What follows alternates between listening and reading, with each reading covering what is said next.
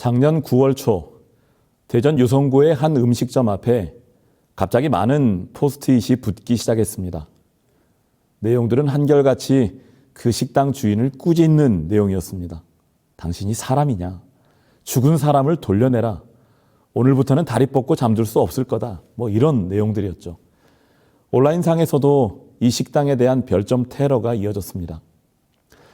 사람들이 이 가게에 대해서 이런 집단 행동에 나선 것은 이 가게를 운영하는 부부가 살인을 저질렀다는 확신 때문이었습니다. 그런데 참 이상하죠. 살인 사건이 나면 살인자는 즉시로 경찰에 체포되어서 조사를 받고 재판에 넘겨져야 할 텐데 지금 이 사람들은 정상적으로 가게를 운영할 수 있었으니 말입니다. 사실 이 사람들은 직접 그들 손으로 누군가의 생명을 빼앗진 않았습니다.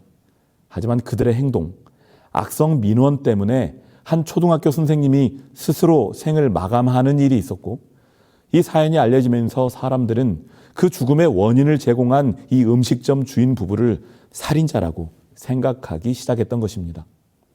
그들은 내가 직접 흉기를 들고 사람의 목숨을 빼앗은 건 아니니 나는 살인자가 아니라고 생각할지 모르지만 많은 사람들은 그들의 행동은 살인과 다르지 않다고 생각하며 분노했던 것이죠.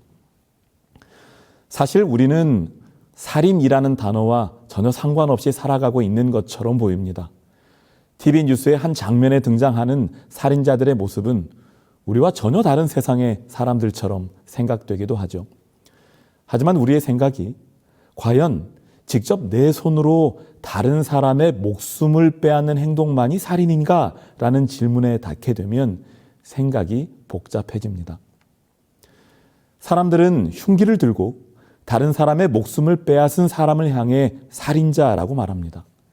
하지만 동시에 악성 민원을 제기해서 한 교사를 죽음으로 몰아간 부부를 향해서도 살인자라고 말합니다. 사람의 호흡기에 치명적인 성분이 포함된 제품을 판매해서 많은 사상자를 낸 회사를 역시 살인자라고 부릅니다. 오염된 폐수를 정화장치를 거치지 않고 흘려보내서 주변 지하수를 오염시킨 회사의 책임자도 살인자라고 불립니다. 이렇게 우리가 쓰는 살인이라는 단어는 굉장히 넓은 범주에서 사용되고 있음을 알게 됩니다.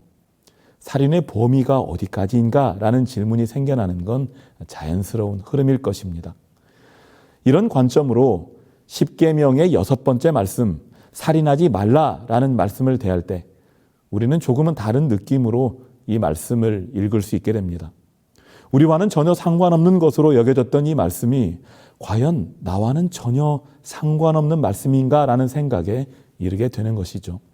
사실 이 살인하지 말라는 하나님의 가르침은 현대의 여러 현상들과 맞물려 많은 질문들을 만들어냈고 여전히 풀리지 않는 논쟁의 한 복판에 놓여 있습니다. 이 살인이라는 행위의 범위를 어떻게 두느냐에 따라서 너무나 많은 인간의 행동들이 이 살인이라는 범주에 포함될 수도 있기 때문에 그렇습니다. 하지만 오늘 저는 이러한 논쟁적인 주제들을 놓고 여러분들과 씨름할 마음이 없습니다. 대신에 이 살인하지 말라라는 짤막한 말씀 속에 담긴 하나님의 뜻이 무엇인지 더듬어가면서 우리를 향하신 사랑의 하나님의 마음을 찾아가는 그런 시간을 가지려 합니다. 오늘 우리가 나누게 될 출애굽기 20장 13절의 말씀은 매우 간단합니다. 살인하지 말라. 이 말씀에 기록된 원문은 죽이다라는 뜻의 라차흐라는 말과 하지 말라라는 뜻의 로 이렇게 두 단어로 되어 있습니다. 그러니까 원문대로라면 너는 죽이지 말라라는 뜻이 되는 것이죠. 그런데 이 말씀 속에 무엇을 혹은 누구를 이런 표현에 해당하는 목적어가 없어서 여러 해석을 낳게 하는 것입니다. 그래서 어떤 이들은 이 말씀에 동물을 포함시켜서 살아있는 모든 생명체는 죽여서는 안 된다라고까지 이 말씀을 해석하기도 하는 것입니다. 하지만 이 말씀을 이런 식으로 해석해 버린다면 어떤 혼란이 일어나게 될지 아마 쉽게 짐작하실 수 있을 것입니다. 하지만 이 말씀을 사람에게만 적용한다 해도 문제가 완전히 해결되는 것은 아니죠. 왜냐하면 어떤 사람을 죽여서는 안 된다라고 말씀하시는 것인지에 대해서 또 여러 생각들이 있을 수 있기 때문에 그렇습니다. 전쟁에서 만나는 적들까지도 포함할 것인지, 신분의 높고 낮음을 고려할 것인지, 명백한 죄를 지은 사람은 죽여도 되는 것인지, 간접적으로 사람을 죽이는 경우는 상관이 없는 것인지, 이렇게 여러 생각들을 하게 만드는 것입니다.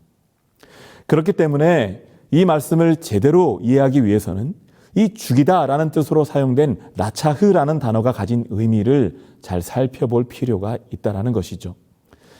사실 이 라차흐라는 단어는 구약 성경에서 살인하다라는 뜻으로 일반적으로 사용되는 단어는 아닙니다. 일반적으로 사용되는 하라그라는 단어가 165번, 이와 비슷한 뜻인 히미트가 201번 나오는 데 비해서 이 라차흐라는 단어는 겨우 46번 등장하니까 그 사용 빈도에서 꽤 차이가 나는 것입니다. 그런데 이 라차흐라는 단어는 앞서 언급한 단어들과는 달리 세 가지 경우에는 사용되지 않고 있습니다. 평화를 지키기 위한 전쟁에서 사람을 죽이는 일, 그리고 사형 선고를 내리는 경우, 그리고 마지막으로 인간이 생존을 위해 동물을 식용으로 사용하는 경우에는 이 라차흐라는 단어가 사용되지 않았습니다. 그러니까 우리는 이 라차흐라는 단어의 용례를 통해서 이 단어가 십계명의 6번째 말씀에 사용된 것은 필수적인 피할 수 없는 살생을 포함한 모든 살생을 금지하기 위해서라기보다는 불법적이고 불필요한 경우에 한해서 살생을 금지하신 뜻이 있음을 짐작할 수 있게 된다라는 것입니다. 자, 그렇다면 이 라차흐라는 단어는 어떤 상황에서 사용되었을까요? 먼저 이 단어는 고의적이든 아니면 실수든 간에 다른 사람의 생명을 빼앗는 행위를 가리켰습니다. 만일 미워하는 까닭에 밀쳐 죽이거나 기회를 엿보아 무엇을 던져 죽이거나 악의를 가지고 손으로 쳐 죽이면 그 친자는 반드시 죽일 것이니 이는 살인하였음이라. 피를 보복하는 자는 살인자를 만나면 죽일 것이니라. 자, 민수기 35장에서 이 라차흐는 의도를 가지고 사람을 살인하는 행위를 가리키는데 사용되었습니다. 우리가 일반적으로 살인죄라고 부르는 그런 종류의 살인이죠. 그런데 22절부터는 다른 종류의 살인자에 대해 말하기 시작합니다. 악의가 없이 우연히 사람을 밀치거나 기회를 엿봄이 없이 무엇을 던지거나 보지 못하고 사람을 죽일 만한 돌을 던져서 죽였을 때에 이는 악의도 없고 헤아려 한 것도 아닌즉 피를 보복하는 자의 손에서 살인자를 건져내어 그가 피하였던 도피성으로 돌려보낼 것이요 그는 거룩한 기름 부음을 받은 대제사장이 죽기까지 거기 거주할 것이니라. 자, 여기에 나오는 살인자, 도피성으로 돌려보내라고 한 살인자는 실수로 사람을 죽인 사람입니다. 그러니까 지금 이 살인은 과실치사에 해당하는 살인인 것이죠. 결국 우리가 살펴본 이 기록들을 통해서 이 라차흐라는 단어가 고의적인 살인과 과실에 의한 살인 양쪽 모두에 사용되었음을 우리는 알게 됩니다. 결국 십계명의 6번째에 사용된 라차흐라는 단어를 통해서 우리는 고의든 과실이든 다른 사람의 생명을 해하지 말라라고 하나님께서 말씀하셨음을 알게 되는 것입니다. 그렇기 때문에 우리가 다 운전을 하고 다니고 혹은 위험한 장비를 다루는 직업을 가진 경우도 있어서 고의적인 살인이 아니라 인간의 연약함으로 인해서 실수로 이런 일이 벌어질 수도 있지만 성경은 우리로 인해 벌어진 인명피해에 대해서 결코 단순하게 그냥 괜찮다라고 말하지 않는다는 사실을 기억해야 한다는 것입니다. 그렇기 때문에 우리는 우리의 행동 하나하나를 좀 더 책임감 있게 할 필요가 있다라는 것이죠. 또는 어떤 사람들처럼 뭐 피해를 줬으면 물어주면 되는 것 아니냐 이런 식의 태도 또한 가져서는 안 된다라는 것입니다. 왜냐하면 하나님의 말씀은 어떤 상황에서든 다른 사람의 생명을 소중히 하라고 말씀하고 계시기 때문인 것이죠. 자, 그런데 이 라차흐는 단순히 한 사람의 손이 직접적으로 다른 사람의 생명을 해하는 것 이상의 의미를 담고 있습니다. 구약의 한 사건이 이런 의미를 분명하게 드러내고 있습니다. 너는 그에게 말하여 이르기를 여호와의 말씀이 네가 죽이고 또 빼앗았느냐고 하셨다 하고 또 그에게 이르기를 여호와의 말씀이 개들이 나봇의 피를 핥은 곳에서 개들이 너의 피 곧 내 몸의 피도 핥으리라 하셨다 하라. 이 말씀은 하나님께서 선지자 엘리야를 통해서 아합 왕에게 전달하신 말씀입니다. 하나님께서는 아합에게 네가 나봇을 죽이고 그의 포도원을 빼앗았다라고 말씀하셨는데요.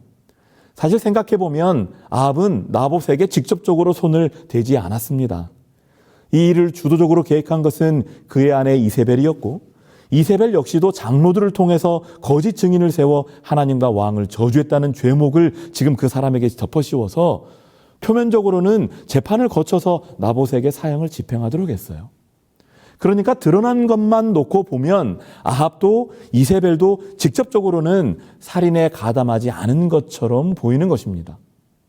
그런데도 하나님께서는 아합에게 네가 나봇을 죽였다, 네가 나봇을 라차흑했다라고 말씀하고 계시는 것입니다.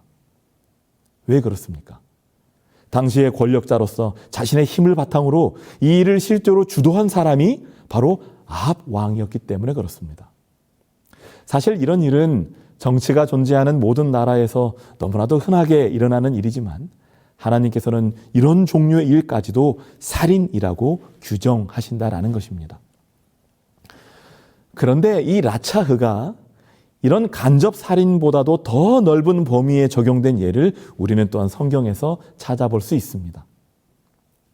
여호와여, 그들이 주의 백성을 짓밟으며 주의 소유를 곤고하게 하며 과부와 나그네를 죽이며 고아들을 살해하며 말하기를 여호와가 보지 못하며 야곱의 하나님이 알아차리지 못하리라 하나이다. 지금 이 본문에서는 죽이다라는 뜻을 가진 두 개의 단어가 등장합니다. 앞서 말씀드린 것처럼 죽이다라는 뜻으로 가장 널리 쓰이는 하라그라는 단어와 우리가 계속 살펴보고 있는 라차흐라는 단어입니다. 지난 시간에도 잠시 언급했습니다만 성경에서 과부와 나그네 그리고 고아들은 사회적인 약자들을 대표하는 부류의 사람들이죠. 그런데 악인들이 하나님의 백성들을 짓밟고 핍박하면서 이런 사회적 약자들을 죽였다라고 시편 기자는 지금 말하고 있습니다. 하지만 당시 문화에 비춰볼 때 이런 표현은 그들이 실제로 이런 약한 자들의 생명을 빼앗았다라고 볼 수도 있지만 그들이 가진 얼마 안 되는 소유, 그들의 생명을 유지하기 위해 꼭 필요한 것들까지도 약탈해버려서 결국은 이 사람들이 삶의 가능성을 잃어버리고 더 이상 살 수 없게 만들었다라는 뜻으로도 해석될 수 있습니다. 결국 시편 기자는 연약한 자들을 박해하는 것 역시도 하나님 앞에서는 살인으로 간주될 수밖에 없다는 그런 관점을 드러내고 있는 것입니다. 이와 비슷한 개념이 신명기에 나옵니다. 만일 남자가 어떤 약혼한 처녀를 들에서 만나서 강간하였으면 그 강간한 남자만 죽일 것이요 처녀에게는 아무것도 행하지 말 것은 처녀에게는 죽일 죄가 없습니다. 이 일은 사람이 일어나 그 이웃을 쳐 죽인 것과 같은 것이라. 자, 한 남자가 약혼한 여인을 해쳐서 그녀가 어떠한 아픔 없이 행복한 가정을 꾸릴 수도 있었던 그 가능성을 앗아가 버리는 행위를 성경 본문은 살인이라고 규정하고 있습니다. 실제로 그 사람이 한 여인을 죽인 것은 아닐지라도 그의 삶에 존재할 수 있었던 행복의 가능성을 부정적으로 바꾸어 놓았다는 점에서 이런 행위는 살인과 다르지 않다라고 보고 있는 것이죠. 자, 이처럼 십계명의 6번째 사용된 이 라차흐라는 단어는 한 사람의 생명을 해하는 직간접적인 모든 행위를 하지 말라라고 말하고 있습니다. 단순히 내가 직접 그 일을 하지 않았다 하더라도 이런 정신을 가진 사람들과 뜻을 함께 하거나 그런 행위에 간접적으로 참여하는 모든 일을 해서는 안 된다라고 분명하게 말하고 있다라는 것이죠. 자, 그렇다면 지금까지는 살인하지 말라라는 명령이 가지는 그 의미와 범위에 대해서 살펴봤다면 이제는 왜 하나님께서 다른 사람의 생명을 해하지 말라라고 하셨는지 그 이유를 생각해 보도록 하겠습니다. 가장 분명하게 그 이유를 드러낸 말씀은 창세기 9장에 나옵니다. 다른 사람의 피를 흘리면 그 사람의 피도 흘릴 것이니 이는 하나님이 자기 형상대로 사람을 지으셨음이니라. 하나님께서는 다른 사람의 피를 흘린 일을 죽음으로 갚으라라고 말씀하시면서 그 이유가 사람이 하나님의 형상대로 지음을 받았기 때문이다, 이렇게 말씀하십니다. 한 사람의 생명은 하나님께서 주신 것이기 때문에 다른 사람의 생명을 내 생명이 아니라고 해서 함부로 생각하지 말라라는 것이죠. 이를 뒷받침하듯 성경에서 범죄했을 때 사형으로 그 죄를 묻는 경우는 두 경우밖에 없었습니다. 먼저는 하나님께 대한 범죄, 즉 우상 숭배에 대한 것이었고, 또 하나는 인간의 생명을 해한 죄였습니다. 예를 들어서 사람을 죽이거나 생명을 주신 부모를 저주하는 것, 인간의 생명을 이어가기 위해 주신 이 성이라는 선물을 잘못 사용하는 것, 그리고 사람을 유괴해서 사람의 생명을 훔친 것과 같은 범죄들은 이렇게 생명과 관련된 범죄로 간주하셔서 죽음으로 다스리게 하셨다라는 것입니다. 이처럼 사람의 생명은 하나님께서 주셨고 하나님의 형상을 반영하고 있는 것이기 때문에 결코 함부로 다뤄서는 안 된다라고 명하고 계신 것입니다. 이러한 배경 속에서만 우리는 예수님께서 하신 이 말씀의 의미를 바르게 이해할 수 있게 됩니다. 옛 사람에게 말한 바 살인하지 말라. 누구든지 살인하면 심판을 받게 되리라 하였다는 것을 너희가 들었으나 나는 너희에게 이르노니 형제에게 노하는 자마다 심판을 받게 되고 형제를 대하여 라가라 하는 자는 공회에 잡혀가게 되고 미련한 놈이라 하는 자는 지옥불에 들어가게 되리라. 자, 예수님의 이 말씀은 살인하지 말라라는 말씀을 형제에게 노하는 것, 형제를 라가라 부르는 것, 미련한 놈이라 부르는 것까지로 확대 적용해서 현대의 많은 독자들을 놀라게 하는 말씀입니다. 그래서 어떤 사람들은 예수님의 이 말씀이 하나의 과장법으로 쓰여서 그 의미를 강조하기 위함이라고 생각하기도 하죠. 하지만 우리가 예수님의 말씀을 우리의 마음대로 이건 그냥 과장이야 라고 믿어버리는 건 바른 신앙의 태도는 아니라는 점에서 우리는 이 말씀의 의미를 더 깊게, 더 무겁게 받아들일 필요가 있다라고 생각됩니다. 자, 여기에 나오는 이 라가라는 말은 당시의 욕인데요. 이 머리가 비었다라는 말의 비속어를 생각하시면 그 의미와 매우 비슷할 것입니다. 미련한 놈이라는 말도 거의 동일한 의미죠. 결국 지금 이 말들은 다른 사람의 생명의 가치를 매우 낮춰 부르는 말들입니다. 그런데 예수님께서는 이런 일들 역시도 살인이다라고 말씀하셨다라는 것이죠. 왜 그렇습니까? 우리가 그들을 욕할 때, 그들을 무시하고 깎아내릴 때, 그들을 함부로 대할 수 있는 존재로 여기고 무시할 때 결국 우리는 그들이 가진 하나님의 형상을 무시하고 깎아내리고 모욕하고 있는 것이기 때문에 그렇습니다.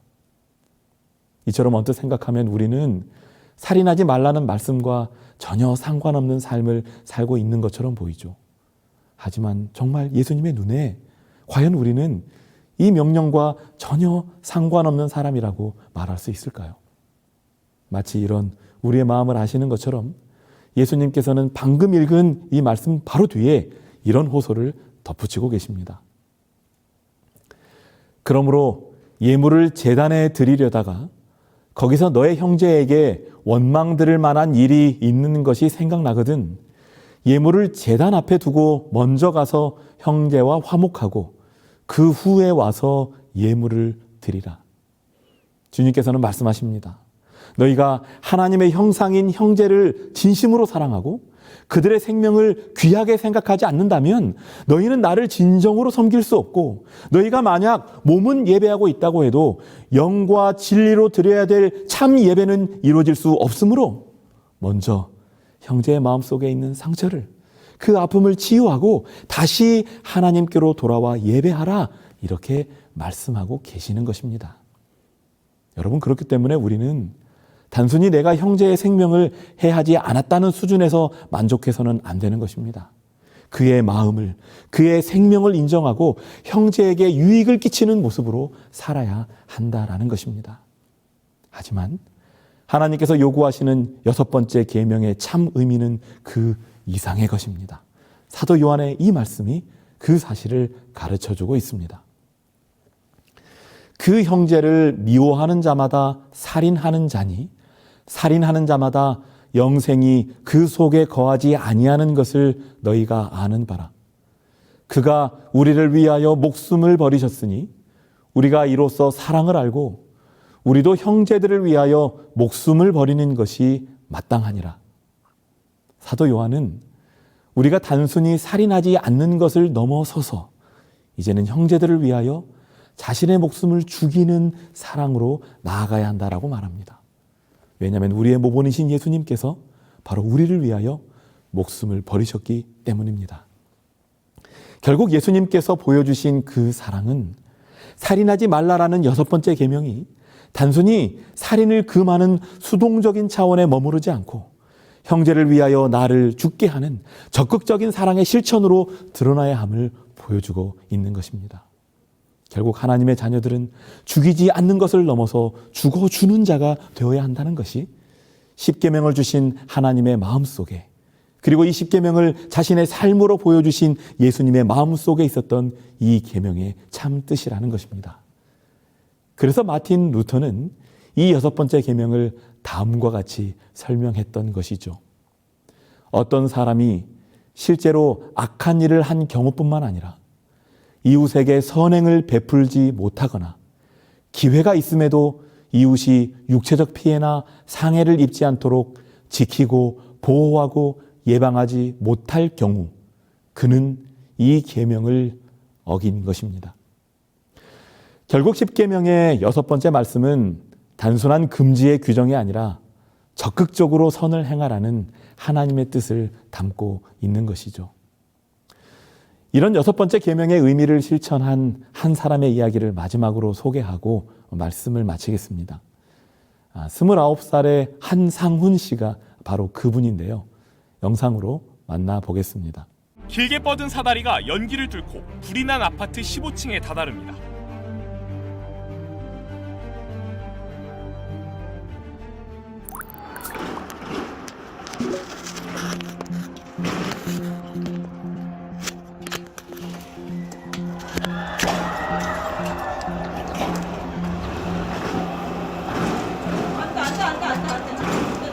조금 이따 기다려!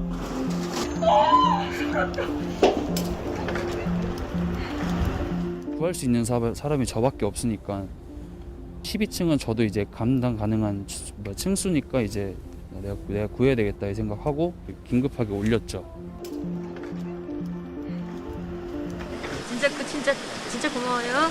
진짜 고마워요. 잊지 않을게요. 고마워요. 아이고 사람 있네. 이제 구출하던 도중에 이제 제가 15층에서 손 흔드는 걸 봤어요. 구할 수 있는 거는 저밖에 없는데 제 차가 14층까지밖에 안 올라가는 차예요.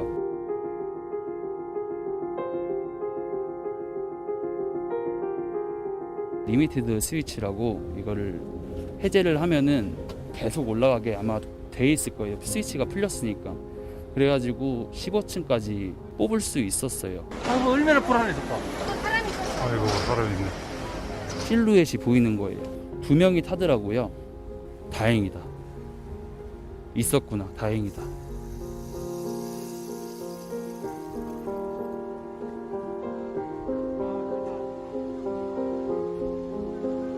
그때 내리고서 이제 긴장이 풀려가지고 옆에 이제 여기 보도블록에 앉아 있었고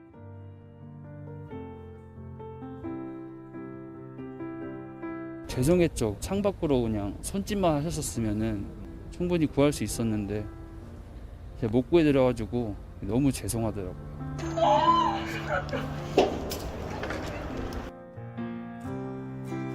진짜 고마워요. 덕분에 우리 살았어요.